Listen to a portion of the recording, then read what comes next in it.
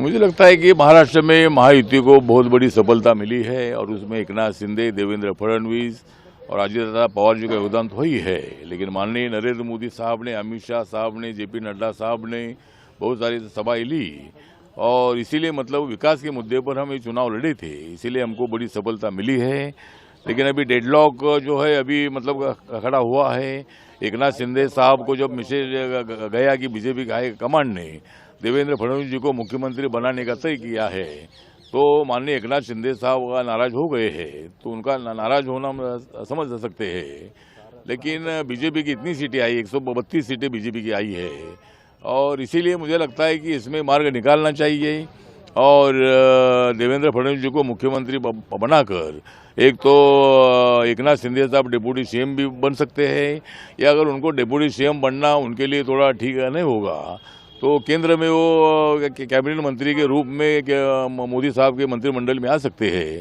तो ऐसा कोई मार्ग इसमें से निकलना चाहिए, या फिर मेरा मत ऐसा है कि इसमें एकनाथ शिंदे साहब को कोई बीजेपी ने ऐसा शब्द नहीं दिया था कि भाई आपको आगे भी आपको मुख्यमंत्री बनाएंगे।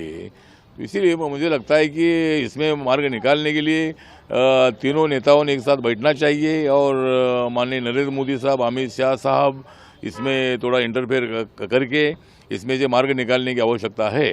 और इसीलिए मेरा तो सुझाव ये है कि एकनाथ शिंदे साहब अगर केंद्र में आते हैं तो इस विवाद को खत्म किया जा सकता है और महाराष्ट्र में 2 डिप्टी सीएम बनेंगे, एक एकनाथ शिंदे साहब का भी डिप्टी सीएम बनेगा, दूसरा अजित दादा पवार जी भी डिप्टी सीएम रहेंगे।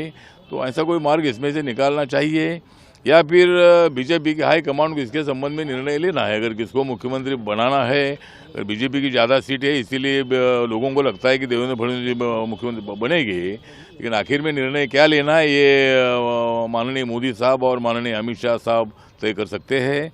लेकिन महाराष्ट्र के लोगों की भावना ये है कि भाई देवेंद्र फडणवीस जी ने मुख्यमंत्री बनना चाहिए। आप कह रहे हैं कि पीएम और अमित शाह इंटरव्यू और शिंदे की पार्टी दोनों गुलामी पार्टी है, क्योंकि वो पीएम मोदी और अमित शाह को फॉलो करते हैं, वो उनके कहे हिसाब से कुछ कर नहीं सकते। मुझे लगता है ये गुलामी पार्टी नहीं है। मतलब संजय राउत जिस तरह बता रहे हैं कि भाई गुलामी पार्टी होती थी तो इतनी सीटें नहीं चुनकर आती थी, और गुलामी पार्टी तो मतलब माननीय उद्धव ठाकरे जी ने कांग्रेस और राष्ट्रवादी की गुलामी की थी, वो मतलब हमको छोड़कर वहाँ चले गए थे, तो मतलब उनके गुलाम बन गए थे। तो इधर कोई गुलाम का विषय नहीं है, गुलाम का शब्द का प्रयोग करना ठीक नहीं है। तो इसीलिए मुझे लगता है कि एकनाथ शिंदे की पार्टी हो या अजित दादा पवार की पार्टी हो, एक गुलाम की पार्टी नहीं है, ये ना सलाम की पार्टी है, ये तो अपनी मजबूत पार्टी है। अजित पवार की एनसीपी तो मुख्यमंत्री पद की दौड़ से बाहर, शिंदे और फडणवीस के बीच में नजर आ रहा है। अब क्योंकि एकनाथ शिंदे नाराज भी चल रहे, इस्तीफा दे दिया है, अब कैसे समीकरण को समझा जाए, कैसे हल किया जाए, क्योंकि ये भी कहा जा रहा है कि शायद अमित शाह ने पहले कुछ प्रॉमिसेस भी किए हैं एकनाथ शिंदे को, क्या ऐसी कोई बातचीत सामने आ रही है? मुझे लगता है कि एनसीपी के अजित दादा पवार जी ने तो खुलकर देवेंद्र फडणवीस जी के नाम को सपोर्ट किया है, और अजित दादा पवार जी ने बोला है कि मैं सीएम पद के रेस में नहीं हूँ, क्योंकि उनको मालूम है कि बीजेपी की इतनी सीटें 132 सीट चुनकर आई है, और इसीलिए मुझे लगता है कि इसमें अभी एकनाथ शिंदे साहब को ही समझना है कि इसमें निर्णय क्या लेना है। उन्होंने जो इस्तीफा दिया है वो तो मुख्यमंत्री पद का इस्तीफा इलेक्शन के बाद देना ही पड़ता है, और इसीलिए उन्होंने इस्तीफा दे दिया है। उसका इस्तीफा मतलब पूरे मंत्रिमंडल का इस्तीफा होता है और फिर नए मंत्रिमंडल का शपथ होता है।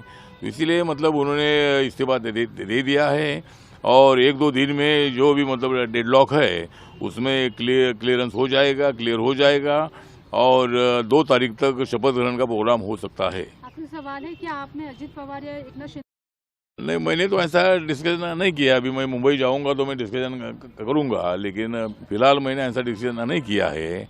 मेरे मन की ये बात है कि अगर एकनाथ शिंदे साहब को डिप्टी सीएम बनना उनके लिए ठीक नहीं होगा तो वो केंद्र में आकर मंत्री बन सकते हैं, या फिर वहाँ रहना है तो वहाँ डिप्टी सीएम पद पर रहने में कोई दिक्कत नहीं है। जिस तरह देवेंद्र फडणवीस भी मुख्यमंत्री 5 साल रहे थे और वो एकनाथ शिंदे जी के नेतृत्व में डिप्टी सीएम बने थे, तो इसमें से महाराष्ट्र के विकास के लिए मतलब निर्णय लेने की आवश्यकता है। तो इसमें कोई न कोई तो फैसला माननीय एकनाथ शिंदे साहब ने जल्दी जल्दी लेना चाहिए, ऐसा मुझे लगता है। अगर आप ये वीडियो YouTube पर देख रहे हैं तो हमारे चैनल को सब्सक्राइब कर बेल आइकन दबाएं और Facebook पर देख रहे हैं तो हमारे पेज को लाइक करें।